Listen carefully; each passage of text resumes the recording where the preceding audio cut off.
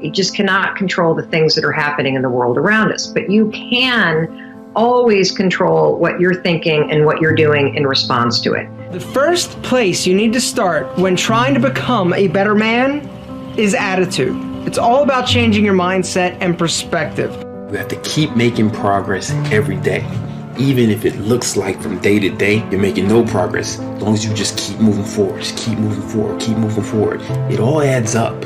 And if you do that every day, over the course of years, your life will be a huge success. What really is, going on in people's heads? It's all of their references, their beliefs and their perceptions that are locked away in the implicit part of their brain that is driving those thoughts and even the behavior. They're not even aware of it, yeah. They can be, but they may not be.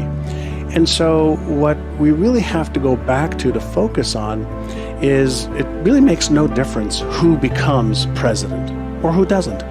If you have the belief that regardless of what happens in your external world, you can navigate towards the success that you want. That's a belief. And beliefs are the lens by which we actually see the world and by which we behave. And so if you want to change your results, don't focus on changing your behaviors, change your focus on the beliefs that drive your behaviors. You need to focus on all of the amazing positive attributes that you possess, all right? Change your mindset, you will change your attitude, because I tell you, you can have all the nicest clothes in the world, all the money, all the cars, everything. If you've got a crappy attitude, none of it matters. Your mindset, your attitude about yourself, about ourselves, that is the hardest thing to change. But the thing that once you get it, everything else seems to fall in place. We all overestimate how much we can do in a year, but we underestimate how much we can do in 5 years, 10 years. 10 years ago, father had just killed himself. I was poor, working 3 jobs. I was 15, 20 pounds skinnier, and it looked like I was a failure in life. But I worked every day. I put my head down, woke up early, worked 12 to 14 hours a day, 7 days a week. And I just kept doing that until I was rich and famous and swole as It's not even special. I just started, kept going. Here's what's powerful. If you have a list of high purpose in your life, it pulls you toward the future. And the more powerful the purpose is, the stronger it pulls. And here's the other great advantage if you have purpose for the future. It pulls you through all kinds of challenges and all kinds of difficulties.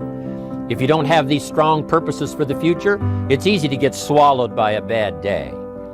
It's easy to be almost annihilated by a poor month. And it's easy sometimes to almost disappear beneath the waves of a year that goes backwards if you don't have something to pull you beyond that year. So if you want something to pull you through all kinds of challenges, all kinds of difficulties and things that come at you, you got to have something on out there, beyond today, beyond next week, beyond next month, beyond this year, that pulls you into the future. And the clearer it is, the stronger it pulls. The more dynamic it is, the more it affects your life, your spirit, your heart, your soul. It also creates imagination. It gets your mind working on how to achieve that purpose. And if your mind will work, and if your heart works, and if your spirit works, and if you have good input, like good ideas, I'm telling you, there isn't anything you can't accomplish. People are going to try to change you in 2 different ways. Okay? One, there's going to be people that want to help you change your mindset, and change your mindset and the way you view things. That's a different story. But then there's going to be people that are going to try to change you the way you are with your personality. And those people that try to change you with your personality on the way you're wired, you have to be very careful with that. Because if you allow somebody to convince you to change your personality, not your mindset, you, in a way, could take that as maybe you're not good enough. And it's BS. It's complete BS. Half the battle with the people that end up winning at the highest level, you know what they have? They end up believing that they can win at the highest level. That the way they're wired is worthy enough to win at the highest level. That's the mindset. They're different personalities than you. I've seen people that are quiet, timid, And people think they're weak and they become presidents. You've seen people that are loud and very loud and obnoxious and they become presidents. So it doesn't mean just one type of personality wins. Every type of personality wins. It's the mindset. So don't let anybody convince you that your personality and the way your wiring is not here, that has to change. That's not worthy enough. What needs to change is your mindset, is the way you view the world, is the way you view things, money, life, marriage, business, freedom, relationships. Those processing that you have here, it's okay to change those things, but not your personality. Your personality is perfect just the way it is. All the other things you can work on. And this is where, worry is almost always pointless, because like in each moment, there's either something you can do to solve a problem or there isn't, right? Now, if there is something to do, well, then just do that thing, right? Solve the problem, right? If there isn't, there's actually nothing to worry about. Like the worry adds nothing to that situation, right? So if you have a brain tumor, yes, you need to go from one doctor and probably to a second doctor for a second opinion, and you find the surgeon you want. And there's a whole process. You're going to get an MRI, all of it. You're having to deal with a lot of, yes, objectively stressful things, but I mean, big picture, we're all in this situation. I mean, life itself is a brain tumor. I mean, we're all going to die. We're all going to go on this. We're going to get the full tour. Now, I mean, for some of us, some of us will be very lucky, and it will be very orderly and free of pain, and we'll be surrounded by everyone we love. 100 years old. Yeah, it's just going to go perfectly. And for some people, it'll be chaotic and terrifying and short or long. I mean, so it's every permutation, and I'm not denying that it's rational to have preferences there, right? I mean, like, you do want the orderly, loving, right. And not untimely unraveling of it all, rather than the opposite. But it's whatever is happening, you have this moment, and then you're thinking.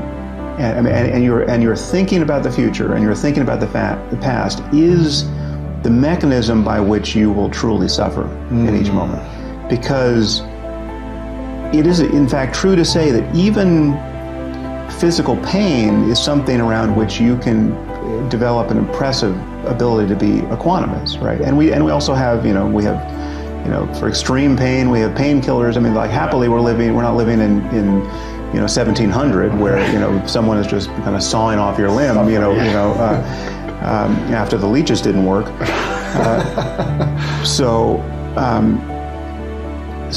99% of our suffering around everything, even objectively horrible things like brain tumors, is our thought about past and future, is the regret, and it's the story we're telling ourselves. The next principle I call "Don't die with your music still in you." And who better to quote than Thoreau right here in Concord, when he talked about some of us hear a different drummer, and we must march to the music that we hear. But all of you, everybody watching, everybody here in this beautiful parish, all of you have some music playing. And all of you have a heroic mission. There's no accidents in this universe. We all show up here with a purpose. There's an intelligence that is a part of everything and everyone, and all of us are connected to it. And too many of us are afraid to listen to that music and march to it. You out there, I know you have a book you wanted to write. I know there's a composition you wanted to compose. I know there's a song you want to sing someplace. Maybe you want to raise horses out in Montana. Or maybe you want to open up an ice cream shop on Cape Cod. Who knows what it may be. Maybe you just want to travel and see the world. Maybe you want to go into a relationship with someone but you've been afraid to, but your heart says it's the right thing to do. All of us feel something. And in Leo Tolstoy's famous novel, The Death of Ivan Ilyich, he asks this question that would be terrifying to me. He says, as he has his accountant from Moscow lying on his deathbed, contemplating the horror of this question, what if my whole life has been wrong? I've known what my music is. It's playing right now.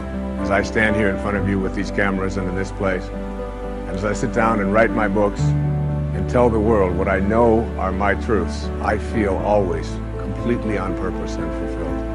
And no time will I ever come to the end of my life and say, what if my whole life has been gone? Whoever you are, whatever that music is, however distant it may sound, however strange, however weird others may interpret it to be, don't get to the end of your life and know that you're going to leave and not have it played yet. Don't die with your music still in you.